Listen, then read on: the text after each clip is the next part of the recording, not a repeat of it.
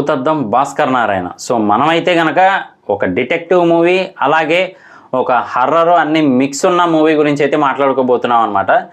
చూస్తూ ఉంటే మాత్రం ట్రైలర్లో మనకు క్లియర్ కట్గా అర్థమవుతుంది ఏంటి అంటే బలిస్తున్నారు అని చెప్పి కాన్సెప్ట్ని కొంచెం రివీల్ అయితే చేశారు. అలాగే మర్డర్ చేసి ఆ తల లేకుండా ఉట్టి మొండాలను మాత్రమే పెడుతూ ఉన్నారనమాట. అందులోనూ దిష్టి బొమ్మలను అయితే ఒళ్ళో పెట్టి వెళ్ళిపోతున్నట్టయితే కనబడుతూ ఉంది. మెయిన్లీ అయితే లేడీస్నే. సో ఎవరో సీరియల్ కిల్లరు ప్లస్ బలి ఇవన్నీ కాన్సెప్ట్లు చూస్తూ ఉంటే మాత్రం థియేటర్లో ఒక కొత్త ఎక్స్పీరియన్స్ ఇవ్వడానికి పురుషోత్తమ్ రాజు గారు అయితే ట్రై చేస్తూ ఉన్నారు. అదేనండి డైరెక్టర్ గారు. అలాగే శివ కందుకూరి గారి యాక్టింగ్ కూడా చాలా బాగుంది ఒక డిటెక్టివ్గా అయితే మాత్రం.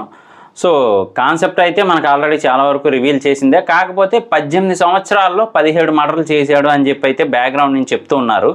అంటే ఇయర్లీ వన్స్ ఒక మర్డర్ చేస్తున్నట్టయితే తెలుస్తూ ఉంది యావరేజ్గా. సో ఎందుకు ఏంటి అనేది మనం గమనించాల్సిన విషయమే. అలాగే ట్రైలర్ స్టార్టింగ్లోనే మనకి పురాణాలకు సంబంధించి అయితే మాత్రం క్షీరసాగర మదనం అంటారు కదా. సో ఒక పెద్ద పావును పట్టుకొని రాక్షసులు అలాగే దేవతలు కలిపి సముద్రంలో చిలికిన తర్వాత విషం వస్తుంది, తర్వాత మళ్ళీ అమృతం వస్తుంది, దేవతలు తీసుకుంటారు. ఈ కాన్సెప్ట్ అంతా తెలిసిందే.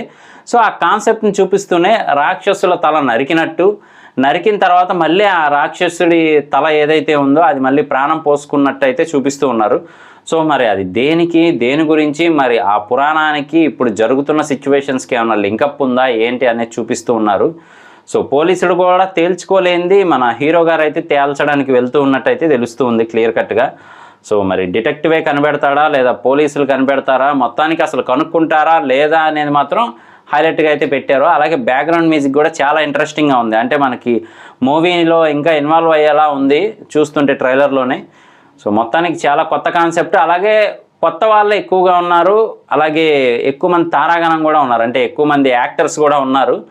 సో మూవీ హిట్ అవ్వాలని మనం కూడా కోరుకుందాం. ఎందుకంటే కొత్త టాలెంట్ని ఎంకరేజ్ చేస్తూ ఉంటేనే నెక్స్ట్ ఫ్యూచర్ మూవీస్ కూడా డిఫరెంట్గా ఉంటూ ఉంటాయి. అలాగే మన సౌత్ మూవీస్ కూడా నెంబర్ 1 ప్లేస్లో అయితే ఉంటాయి. సో మరి మూవీ రిలీజ్ అయిన తర్వాత ఆ మూవీ రివ్యూ చేయడానికి కూడా ట్రై చేద్దాము. నాకైతే ట్రైలర్ చాలా ఇంట్రెస్టింగ్గా అనిపించింది.